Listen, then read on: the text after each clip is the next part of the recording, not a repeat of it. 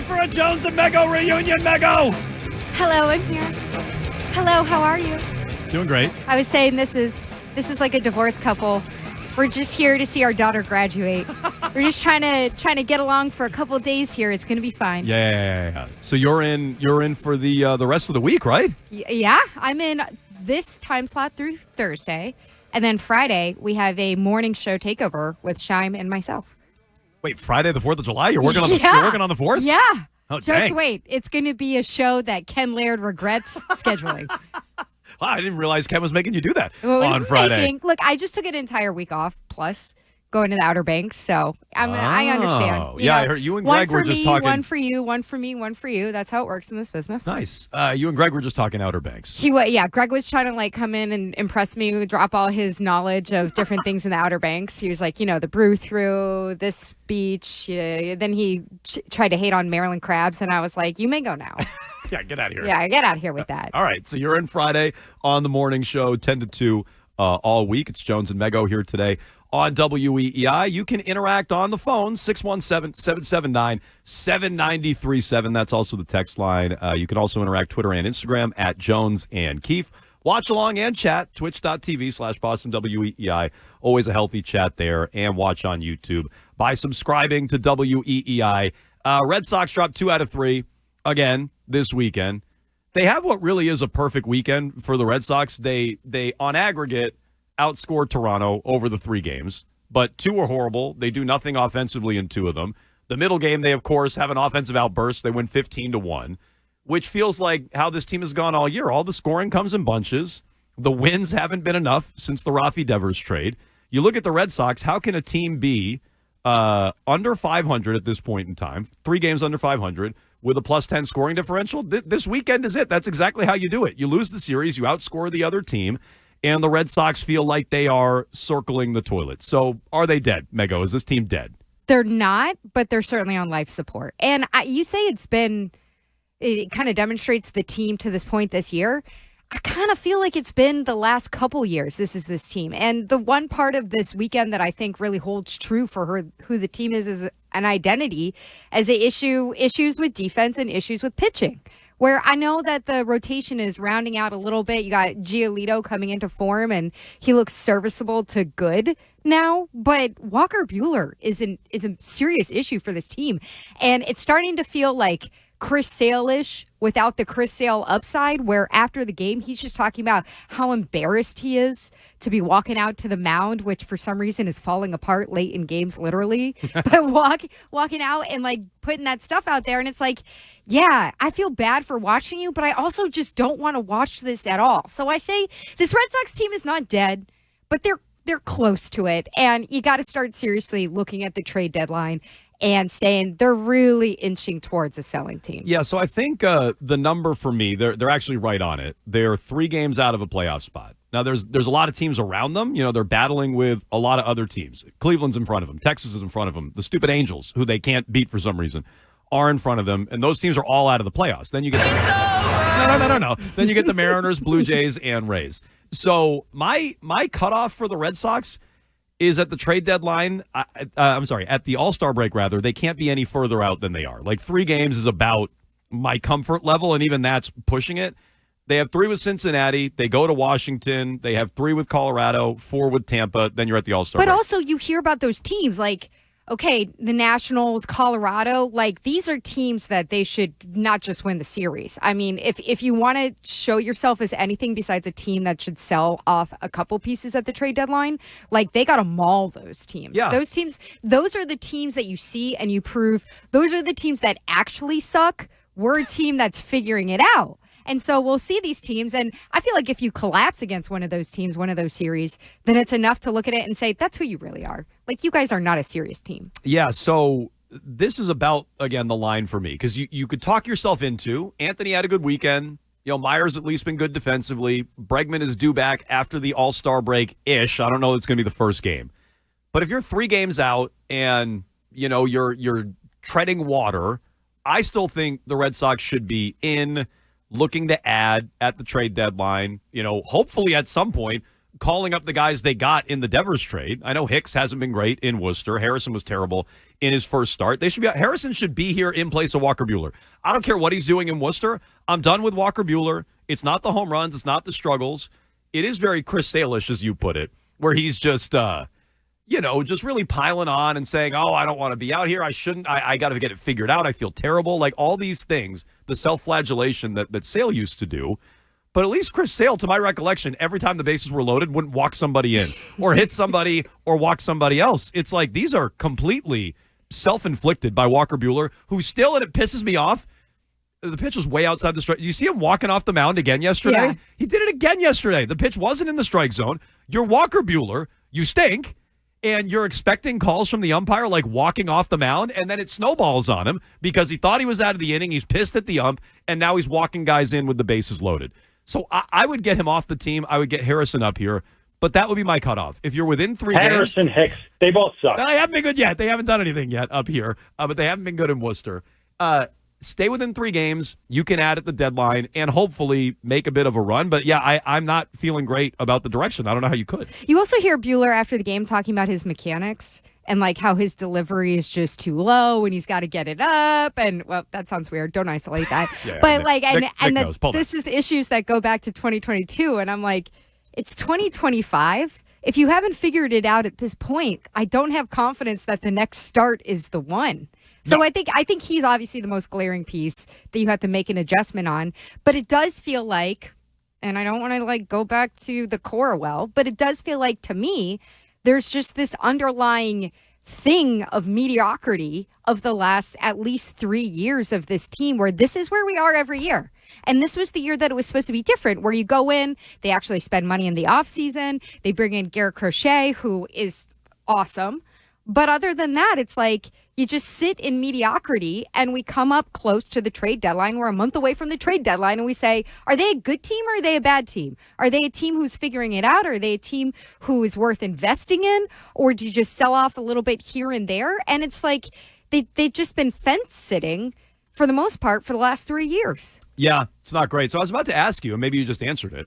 I was about to ask you what the biggest issue is on the team. You unprompted brought up Cora's name. Do you think he's the biggest issue they have? I think it's something with the overall philosophy of the team. And so if it's Cora, if it's the staff, if it goes back to how they're hiring or, I'm not talking about the AI stuff that came out that 2 weeks ago, whether you believe in that or not. I think you have to look at Cora and something with the philosophy with the coaching because the defense has not been good for years at this point. And it's not like, you have somebody like Rafael Devers playing third base and he's just not good at that position.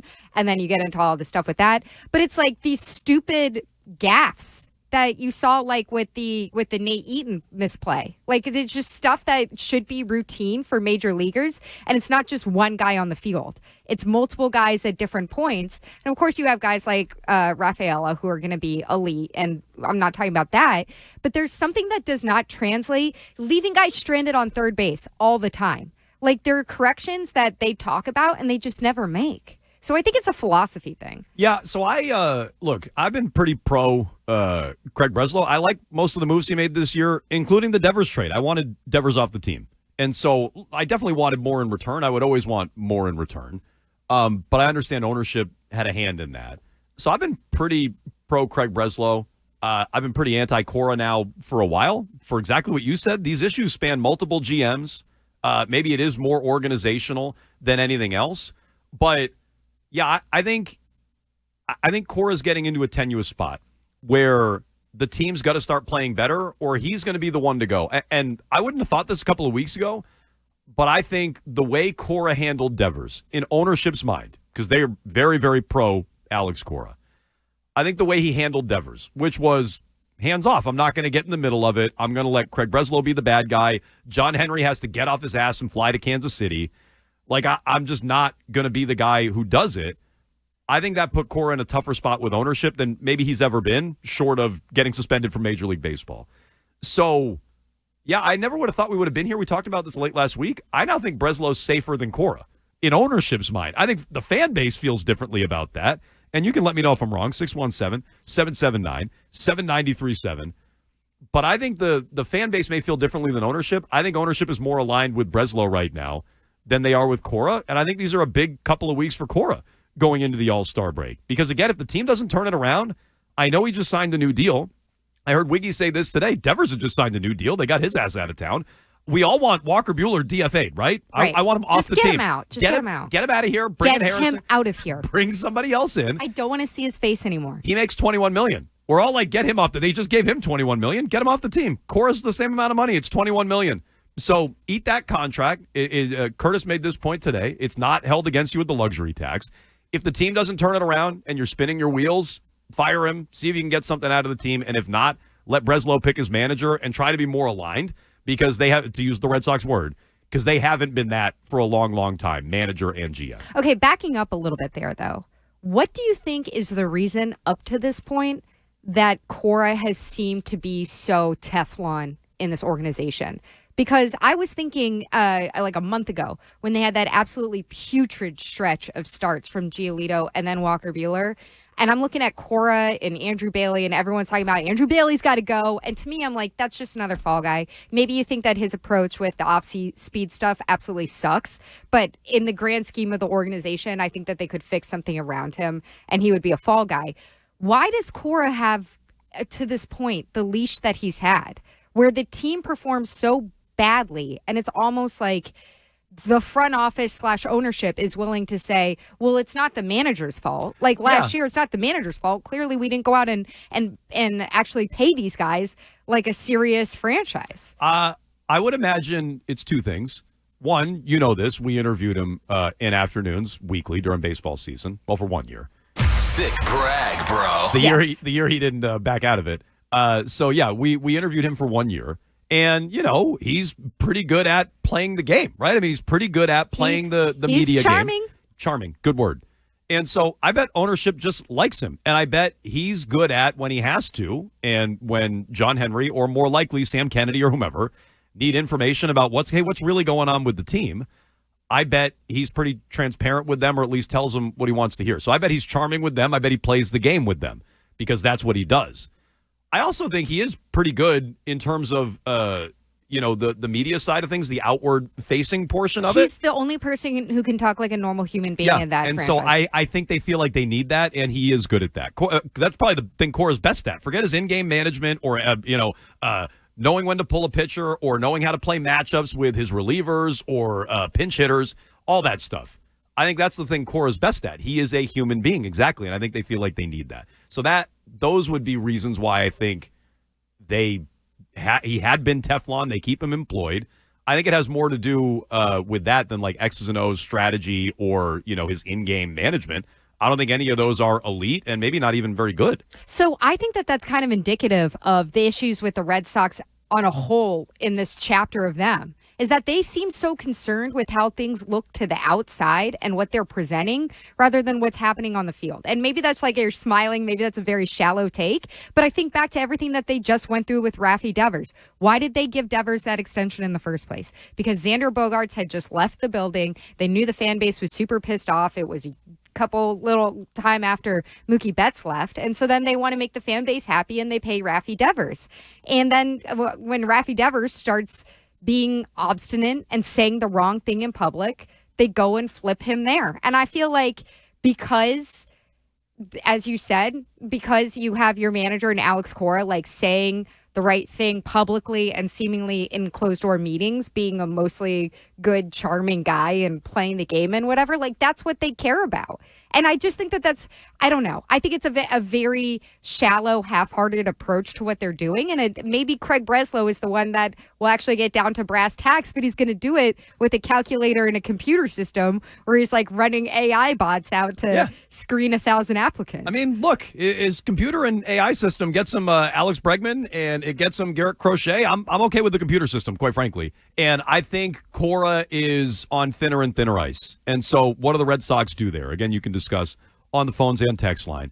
If they fall out of it, Mego, and some may argue they're already out of it, dead on arrival, season's over, 3 games out, they're behind a bunch of teams, they're in the middle of the pack of what already is a bad American league, would you look to sell if it goes the other way? at the trade deadline? And if so, who are you moving on from? We've talked a lot about maybe Alex Bregman. If you're worried about him opting out, he would have value. Durant's name has come up a ton. Chapman. No one's taking Walker Buehler. I don't know who else I'm missing. Maybe Abreu. But is there an obvious name if they fall out of it and they look to sell that you would move on from? Absolutely Chapman. Absolutely Chapman. I mean, he's been nails. He's been, I think, because of his position, like a little less regarded than obviously somebody like Garrett Crochet. Bregman, I'd rather see you try to rework that deal and like try to get something for him long term, especially after you did what you did with Devers. It would, if you're concerned with what the fan base thinks, like go out and give him a new deal for Bregman. But Chapman is the most obvious one. He's been awesome all year. He's 37 years old. He's on a 1-year deal. He should be a pretty easy trade piece if you look for somebody who is desperate as a actual contender in that role. So I feel like he's the easiest one to flip without actually trying to mortgage something long term as these younger guys are coming up. What about Durant? Where do you stand on him? I'm not ready to move him. I don't think that he's going to be as great as he was at times last year, but I still think that, especially if you move him right now, you'd be selling a little low because of his production right now. And I don't know. I think that I have a certain fondness for him, and I think it is kind of like a tough position to put yourselves in, and the younger guys on the team even. If you move Devers and then you also go and move Durant, even though he's not, producing the way that you'd hope so far this year compared to last year, I'm not ready to move Durant. And are you ready to move Durant? Are No. He's the big trade? I know he would be a giant trade piece. I'm also not confident that at this point in time that they're just going to get back anything close to what he's worth. So right. I mean, tell me what you get, and then maybe I could be coaxed into it. You get a real starting pitcher to follow Crochet, and now your outfield is what? Anthony, Rafaela, and Abreu, and they're in there every day? All right, I can maybe talk myself into that. But no, I'm not looking to trade Durant. I like his play style. It's gotten him into trouble in the last week. He's not producing the way he should be. He's running into outs. He's been poor defensively. But I do think he's a better player than he's shown. I wouldn't want to sell low either. So, look, I'd trade pretty much anybody. I would need a lot for Durant, and I don't know that baseball would be giving you what you want. I think teams would be looking to buy low, and I don't want to do that. What if you trade Durant, you get a starting pitcher back, and they take Walker Buehler forever? Oh, done. Done deal. In perpetuity. Walker they Buehler, have Walker Buehler, and you never have to see him again. Walker Buehler, I'd feel better if they DFA him, because then I know that Henry's not trading him just to save money. They're just like, we're done with this guy. But yeah, if Buehler's on the deal, I could be coaxed into it for sure. It's a sweetener. 617-779-7937. We're starting Red Sox here today. This team, another series loss this weekend. They're 3 games out. They're 3 games below 500. It is Crochet on the hill tonight, but that doesn't guarantee anything because the Red Sox need to actually, score some runs when he's pitching. So what should the Red Sox do at the trade deadline? Should they be looking to add? Should they be looking to sell? And how safe is Alex Cora?